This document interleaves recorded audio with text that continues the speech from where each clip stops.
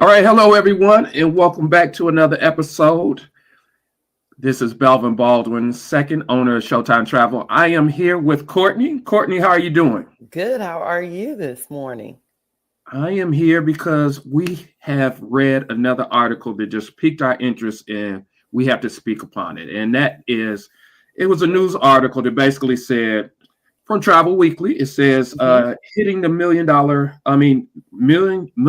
sellers hitting the mark. And they're basically talking about travel advisors hitting that goal of $1 million in sales. And what does that really mean? And it came to us, this is why we made the title of this episode, Why Chasing $1 Million in Sales is a Trap, the Real Income Secrets Travel Advisors Need to Know.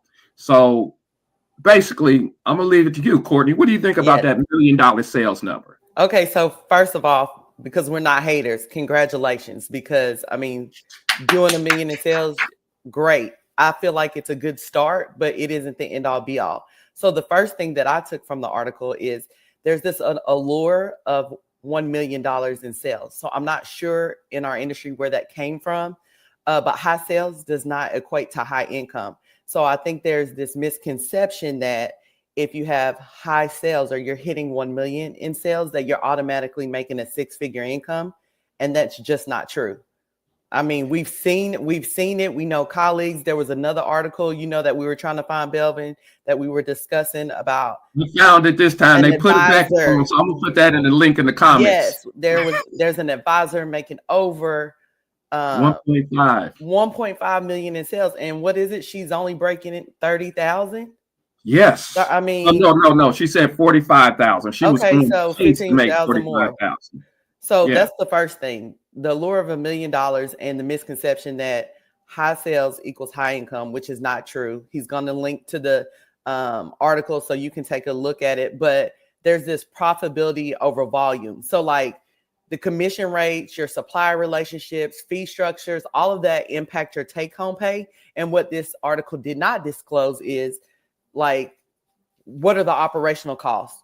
There's a gap between gross sales and net income. What are these advisors' take-home pay? We don't know that. We know they've hit $1 million in sales, but that's not telling us anything. We don't know if they're profitable. We don't know if they're working 100 hours a week. We don't know if they have 500 clients, 20 clients. Like with their gross sales, what is it that they're actually like having in their bank account right now? On top of that, the operational costs, the marketing, the tools, like if they're on salary, what about the reinvestment back into their business versus personal income? What does that look like? What is the ratio? I know that. I know that one of the things like in the article that I gathered was, okay, people that are hitting $1 million, they're niche, they're specialized, they talk about client relationships and personalization. But I mean, to me, that's generic. We want to get down like, hey, are you making money? Are you profitable? Like we know you're making suppliers money, which is why you have the $1 million in sales, but are you making yourself money?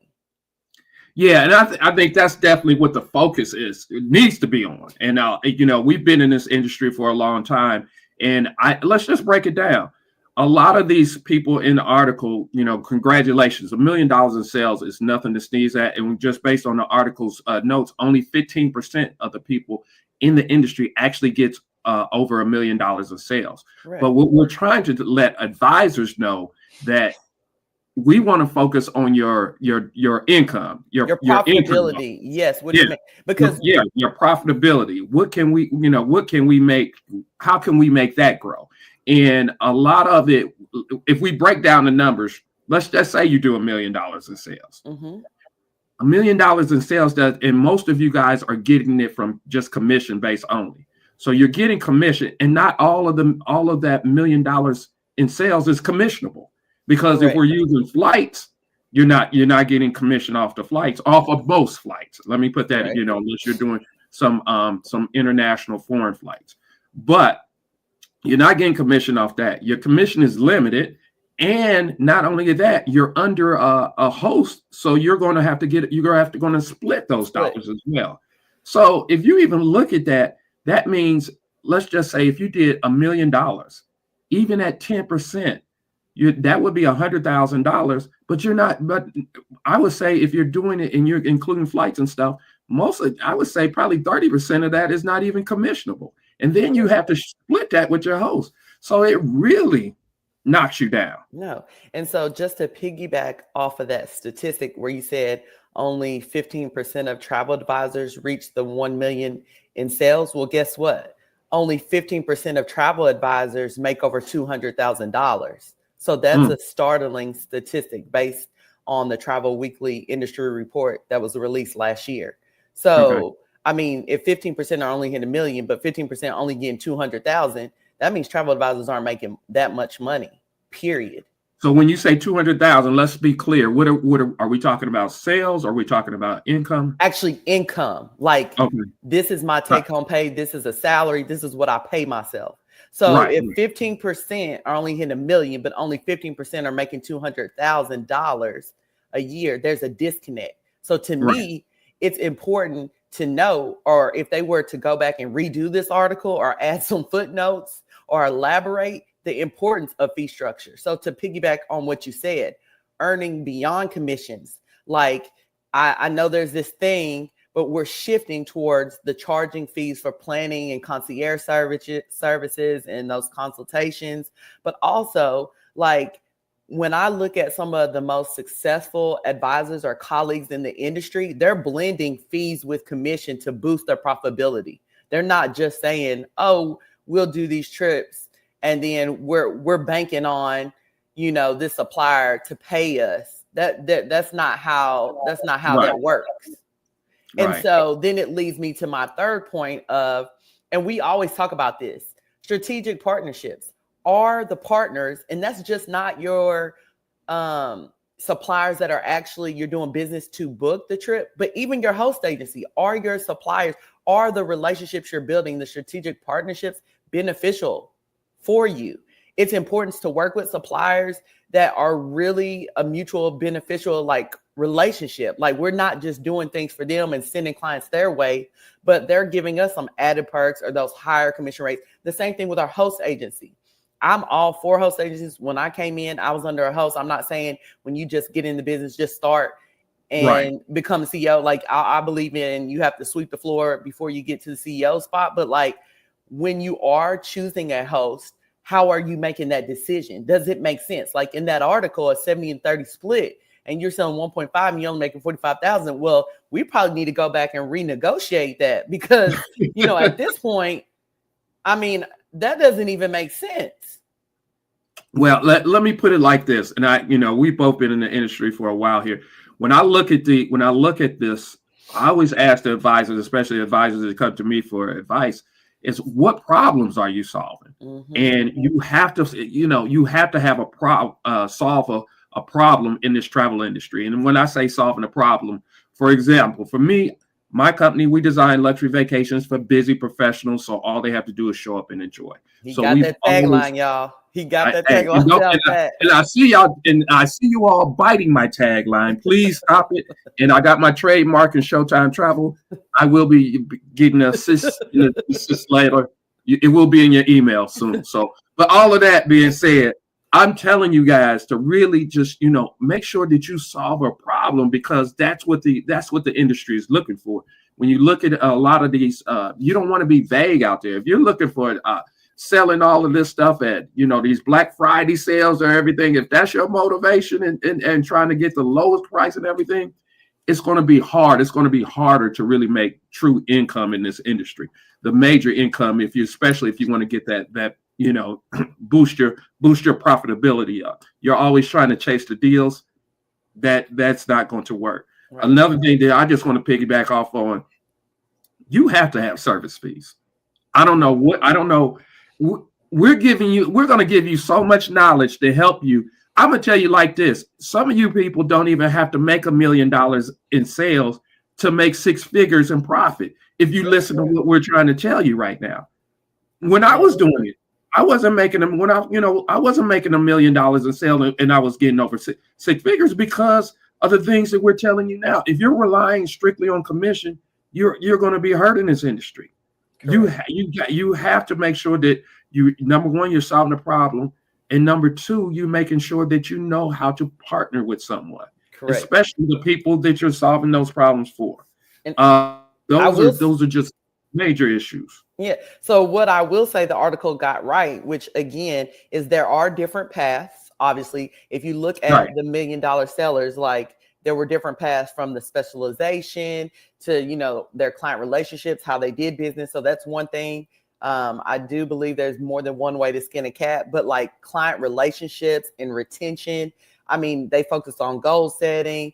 If you looked at those advisors, there were similarities as far as like their time and, you know, scaling and outsourcing and what that looked like.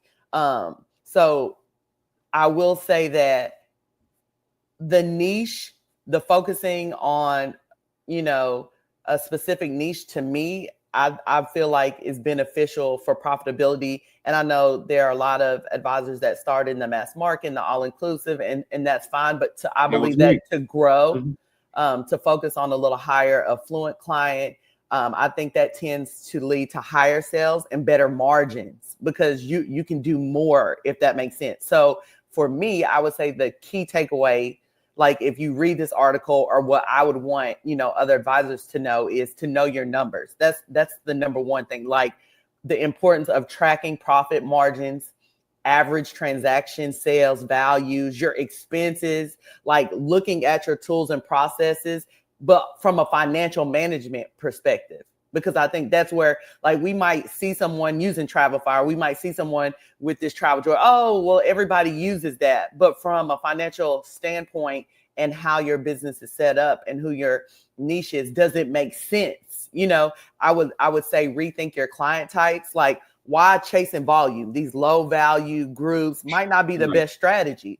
You know, look at making a shift to those higher value clients. Look at your role. Like I always say, there's only 20% of our clientele that's giving us the 80% output we need. Who are they? What are they booking? How much are they spending? How can you attract more of them?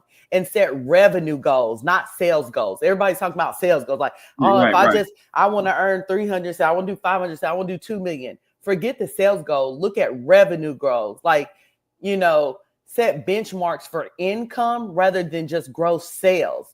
And then ensure your pricing model aligns with those income goals. Like for instance, you know, I have Travel Badge, that's a destination wedding concierge. I charge a flat rate fee on top of some other like conditional cancellation and that type of thing. But then I have my high-end retainer model. So because I wanted a certain income, the retainer model worked for me. So my model is very different from a lot of advisors in the sense that you can't just come and book a trip with me. I have clients on a retainer that starts at 10K for the year. And I'm not saying everybody is starting with that. You can build up to that. You can get there. And there's some advisors that charge way more than that. But my point in saying that is I set revenue goals. And so I had to adjust my pricing model to align with the goals that I wanted, because I wanted fewer clients, higher volume. There's some people that want 100, 300, and 500 clients. I don't want to work 100 hours a week. I don't want to be like, go, go, go. So I said, how can I get a smaller, you know, higher touch type of client with higher profits, if that makes sense? So not only do I charge a retainer fee, but I have a minimum spend to be a client. So don't be afraid to set those, you know, boundaries or those goals. And I believe that there's the importance of aligning those sales efforts with profitability strategies. And I think that's where the article falls short. And that's what no one in our industry is talking about. Profitability and sustainability, because you can also be profitable and it's not sustainable. You know, and so I think, again, me and Belvin are both on the mindset, like that growth mindset of you have to have a shift for advisors that are aspiring to reach beyond the $1 million in sales, you know, without compromising your income. And to be honest, $1 million should have never been the goal, because 100,000 is nothing. We live in an economy now that 100,000 is like 50,000. You know what I mean? Like what 100,000 was 10 years ago is not the same as what it is today. So even if you're making that, if you're really trying to go beyond that, you have to do more. You have to get creative. You have to go back and see how can you expand. And to me, you can't expand unless you expand. Does that make sense? Like, you have to be there. Right. I'm a clear a little something up. I know, 100,000. I know what you meant, but just hear what people will be happy with. Yeah, I want to clear that up because when I go out to Atlanta, them agents gonna come after even our last talk. Right. Let me be clear what she's saying. 100,000 is not. She's saying 100,000 is not what it used to be. Correct. Maybe 10, 15 years ago. 100,000 is still something. It's still something, and it's just like in that Travel Weekly article. They talk about $1 million. We're not gonna hate it if you've reached. You've done that. But to me, that's the starting point. Exactly. So when they had that $1 million, I think what was it, Austin Powers, when he said $1 million, like he was going to take over the world, and they're like, no, $1 million is not going to take over the world anymore, like that anymore. But what I think a good thing that we have to understand is you have to have that growth mindset, and I think that's especially, I know what Courtney's talking about is when we first started off. I used to hate when I heard agents saying, can you match that price? When you hear that match that price, that means you're not adding any value. If you're asking because that's where we have to customize our vacations, because everything has to be personalized. If not, you're not really bringing any value but price. And if you're selling on price, you've already lost. You lost your competitive edge. So what we have to do is really make sure that we're growing within the industry. And the nuggets we're trying to provide to you all is the things, because I've made so many mistakes in this industry that I've learned a lot that's helped me grow. But one of those things is just like she said before, is you really have to have worth and bring value out there, and you cannot be cookie cutter like everybody else. We want you. Let's put it like this: this is $1 trillion industry. You got to get your piece of the pie, and you're worth it. That's what we're saying, because we know all of you work so dang on hard in this industry.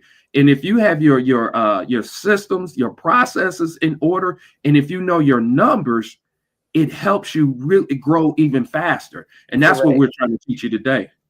Exactly. And that's basically, Belvin kind of summed it up for y'all and told you. Before y'all say, Courtney's trip is, on $100,000. I hear it in the streets, Courtney. You get to stay away from it. I'm the one. Yeah, that's fine. They can hit me up. I'll tell them the same thing. But also to piggyback off of that as well, the role of innovation and technology has played a part in our industry as well. So to streamline those business processes and using technology. Now people are talking about AI and ChatGPT, and to me, the future of achieving $1 million seller status, to me, is rapidly changing, and it's going to look different. Right. It's even crazier because I just had a meeting with my consortia, and they've raised the basically it used to be 500,000 to get your percentage back. Now they've raised it to 750,000. Yeah. So even at that, to get your percentage back, your rewards. They want you to do more money now. So you're going to have to make sure that we make these changes, especially if you want that kickback. Exactly. So that's why we jumped on today. We're going to give you your time back. We're not going to hold you, but we just want you to take a look at the article, read through. It's the end of the year. So let's start setting goals as well. What is it? 30 something more days? Well, we got 45. It's November. So basically a month and a half left. Month left. So look at what you're trying to do for the next year, and let's start planning now. So take a look at those articles, see what other people in your industry, in our industry, are doing, where they went wrong, what you can do better, that type of thing. Learn from it and put pen to paper. And so we're starting our year off right. I feel like it's got to start now and not in January. Exactly. And also, if in the comments, please tell us what other things you want to learn, what other things you want to talk about, so we can so we can make sure that we give you the information that you need. As you can tell, we're not the same. So we, not the same as other industry experts. We're going to kind of tell you exactly what we. Because I looked at that article and and what does this mean? Yeah. Like, are these people making money? Like, where we at? Yeah, we come from a different perspective. Yeah. Sometimes from the industry norm, but the main thing is we want to help you really get to the next level. Because I really wish somebody would have taught me a lot of things earlier that I don't know, that that I didn't know, that I know now. So that's exactly what this is for. Once again, if you haven't had a chance, make sure that you click on that link in the you see the URL going across the screen, if I can talk right.